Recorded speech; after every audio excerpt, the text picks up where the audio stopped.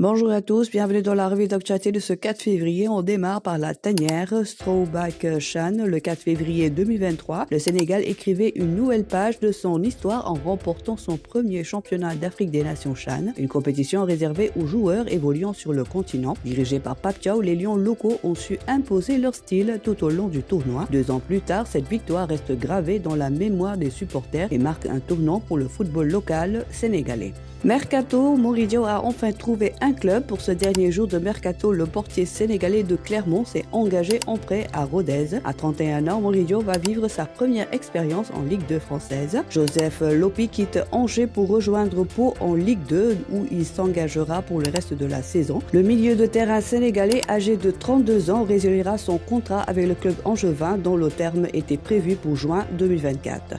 Samuel Grand-Cyr s'engage avec le Stade Malberne de Caen. Après avoir passé sa visite médicale avec succès, le joueur a signé son contrat, marquant ainsi la fin de son aventure avec le club havrais entamé en janvier 2023. Nampalys Mendy dans le viseur du Stade de Rennes. Le Stade de Rennes n'a pas dit son dernier mot dans ce mercato d'hiver. Enclin à rebondir au classement de la Ligue 1, le club breton s'active pour boucler les derniers dossiers, notamment celui de Nampalys Mendy du RC Lens. Actu foot à présent, le Jaraaf se rapproche du leader US Gorée. Le club de la Médina qui disputait la Coupe CAF avait 3 matchs de retard sur son calendrier, ce qui avait laissé l'équipe à 9 points derrière le leader. Le Jaraaf de Dakar s'est imposé sur la plus petite des marques, 1-0, lundi devant l'US Ouakam en match clôture de la 13e journée de Ligue 1. Mais avec cette victoire, les hommes de Malik Daf n'ont plus que 3 points de retard sur le club insulaire qui affiche 28 unités après 13 journées. Dans l'autre rencontre de ce lundi, la Linguère a fait le travail face à Agel. Les Samba Linguère se sont imposés 2-1 sur leur pelouse,